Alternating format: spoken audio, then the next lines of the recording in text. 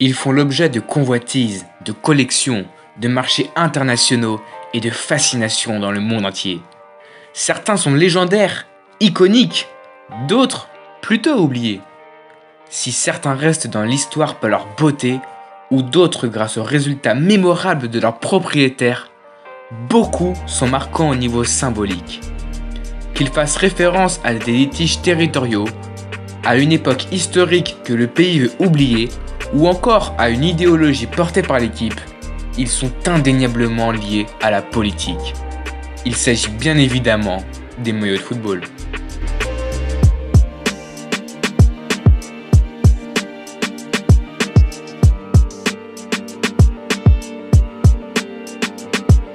Bonjour à tous, c'est Politisport et aujourd'hui on se retrouve pour parler de maillots de football qui sont très liés à la politique ou à la géopolitique.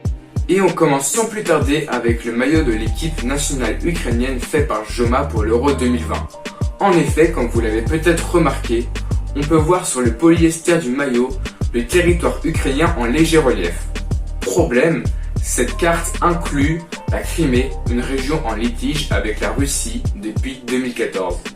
Effectivement, en février 2014 se produit une crise diplomatique internationale lorsque des troupes pro-russes non identifiées occupent la région de la Crimée. Suite à quoi, l'armée de terre russe va se masser autour de la frontière de ce territoire ukrainien le 28 février 2014 avant que le Parlement de Crimée ne déclare l'indépendance de la République de Crimée le 11 mars. Un référendum d'autodétermination est alors organisé par la Russie en Crimée et le oui à la réunification de la Crimée à la Russie l'emporte très largement avec 96,77% des suffrages exprimés dans cette région à majorité russophone. Cependant, le résultat n'est reconnu ni par l'Ukraine ni par la communauté internationale. Après ce bref rappel historique, revenons en 2021. Le 6 juin, la Fédération ukrainienne de football dévoile son maillot pour l'Euro, avec donc le territoire incluant la Crimée. De plus, on pouvait lire les inscriptions Slava Ukraini et Heroyam Slava qui signifiaient respectivement gloire à l'Ukraine et gloire à nos héros. Ce salut patriotique était devenu un cri de ralliement populaire lors du soulèvement de Maïdan en 2014 qui força le président Viktor Yanukovych à démissionner, lui qui était proche du Kremlin. Ces messages politiques n'ont pas vraiment plu à la Russie, la Fédération russe de football demandant à l'UEFA de faire modifier ses maillots, justifiant le fait que ça allait à l'encontre des principes de base de règlement de l'UEFA sur l'équipement. Au final, l'UEFA demandera à l'Ukraine de faire retirer la mention gloire aux héros, mais elle a bien validé la carte contenant la Crimée. Par ailleurs, ce conflit n'est pas terminé comme vous le savez, la Russie envahissant l'Ukraine à partir du 24 février 2022.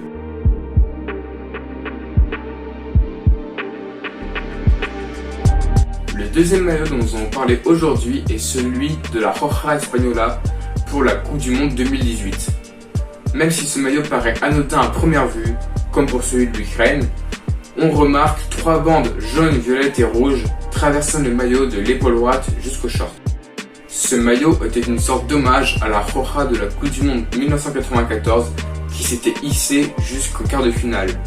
C'était l'équipe notamment de Pep Guardiola ou encore de Luis Enrique, aujourd'hui tous deux des entraîneurs reconnus du football européen.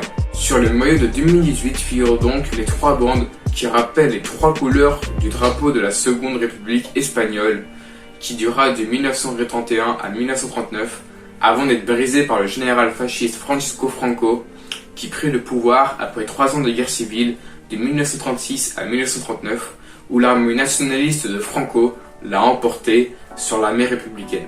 Ce maillot avance donc les heures les plus sombres de l'histoire espagnole car suite à la victoire des troupes nationalistes s'ensuivirent 36 ans de dictature sans relâche du franquisme.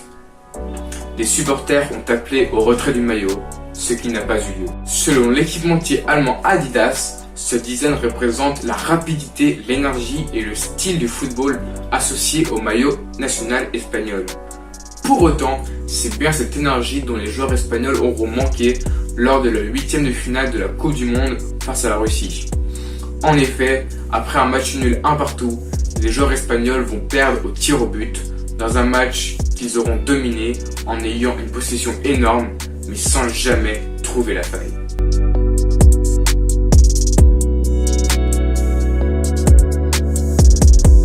On sait que les maillots permettent de faire référence à des événements politiques, mais ils peuvent également être le symbole de toute une idéologie, d'une résistance et d'une insoumission à l'égard de la dictature. C'est par exemple le cas du maillot du Corinthians, cette équipe brésilienne qui défie le pouvoir au début des années 1980 au Brésil. En effet, une dictature est au pouvoir depuis le coup d'État de 1964 et l'instauration d'une junte militaire.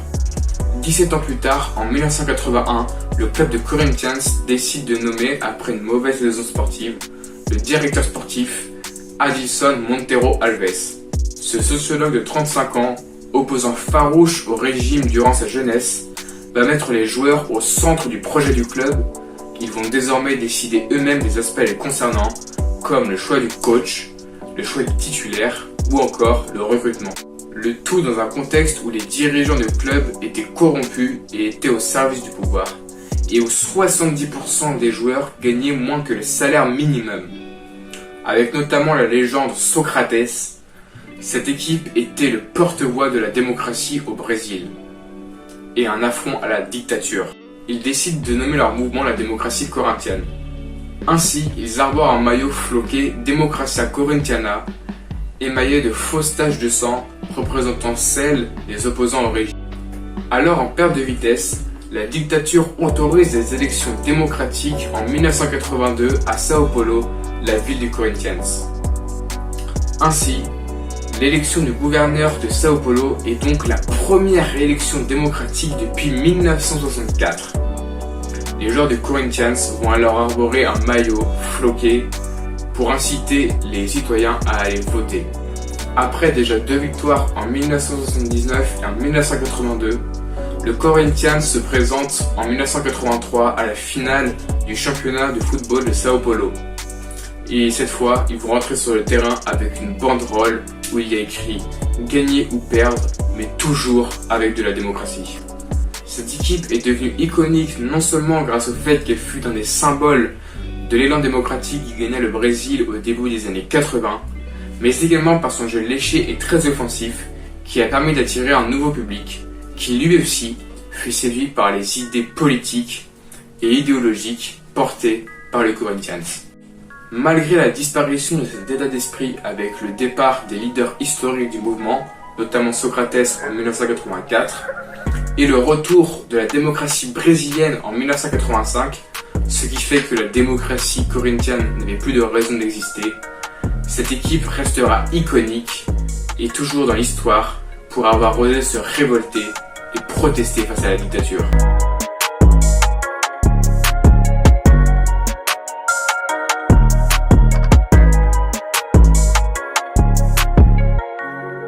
Merci d'avoir regardé cette vidéo, n'hésitez pas à me dire si elle vous a plu et si vous souhaitez pourquoi pas un épisode 2. En attendant, j'espère qu'on se retrouvera prochainement pour une nouvelle vidéo sur la chaîne de Politis Sport.